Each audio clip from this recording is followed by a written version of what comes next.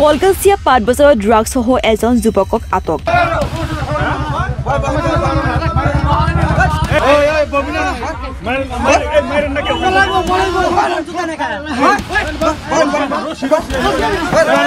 আটকাধীন যুৱকজন বলাইপথাৰ গাঁৱৰ সবৰুদ্দিন।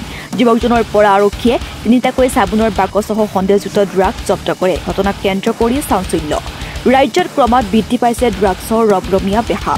বৰপেটা জিলাৰ কলকাছিয়া আৰক্ষী থানাৰ নিচে কাষত কলকাছিয়া পাট বজাৰত তিনিটা ড্ৰাগছ ভৰ্তি চাবোনৰ বাকচসহ সবৰুদ্দিন নামৰ এজন সৰবৰাহকাৰীক গ্ৰেপ্তাৰ কৰে আৰক্ষীয়ে। গ্ৰেপ্তাৰ হোৱা সৰবৰাহকাৰী সবৰুদ্দিন কলকাছিয়া বলাইপথাৰ গাঁৱৰ যুৱক। যুৱকজন প্ৰকৃততে গুৱাহাটীতে দীৰ্ঘদিন ধৰি কৰ্মৰত এজন মিস্ত্ৰী বুলি জানিব পৰা গৈছে।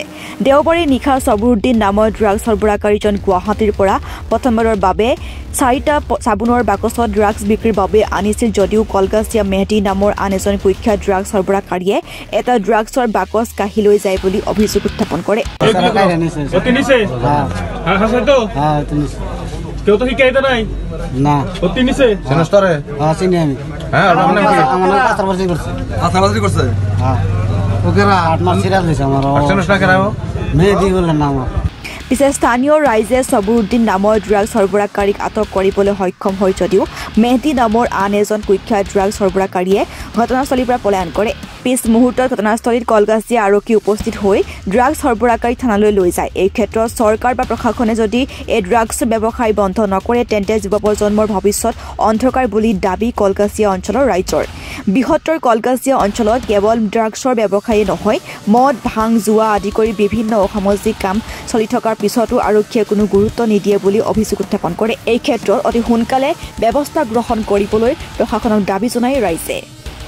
সবৰ ড্ৰাগস নিকল বড় আছে গুৱাহাটীৰ পৰা কিমান ড্ৰাগস আছে 3 প্যাকেট আছে 4টা আনছিল আৰু এটা মেহেদি নাকি হি লৈ গৈছে পাইছে মেহেদি লৈ গৈছে মেহেদি দেউতাকৰ নামটো তো নাজানো মেহেদি কোন হয় কি কৰে দেও হি এগুলাই কৰে ডাক্তাৰ মেহেদি কি কৰে ডাক্তাৰ বিজনেস কৰে মই এবাৰ ফাৰ্স্ট আনছি কিমান টাকাৰ মাল আছে ইয়াতে 60,000 টাকা কোনে ধৰিছে আপোনাক সেই মেহেদি ধৰিছিল ধৰি কিনে মালটো চিঙি লৈ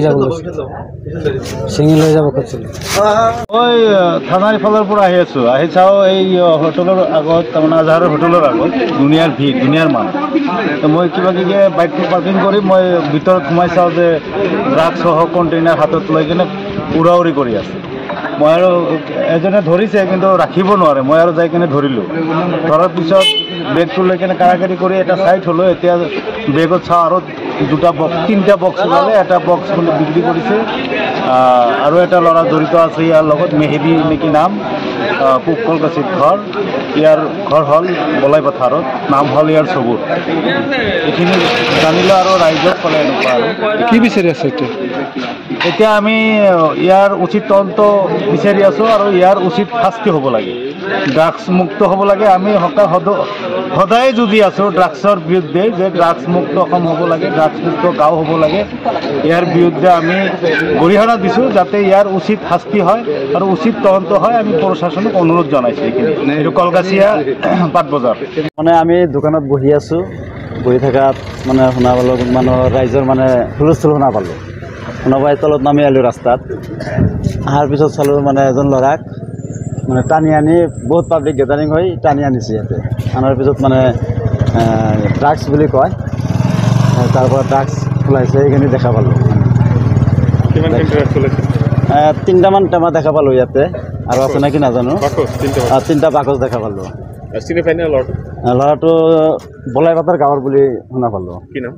নামটো নাজানো মই। কেইজন আছিল তেওঁলোকে এতিয়াতো অকলেই আছিল আৰু লগত কোনোবাই থাকিব পাৰে দেখা নাই। আমি সচেতন ব্যক্তি হিচাপে আমি এইটোৱে বিচাৰোঁ আমাৰ এই অঞ্চলৰ পৰা এনেকুৱা বেয়া বস্তুৰ পৰা মানে চাফা কৰিব লাগে চব। আৰক্ষী আহিছে না আৰক্ষী আহিছে ইতিমধ্যে আৰক্ষীয়ে সোধ পোছ কৰি আছে। News desk report any live.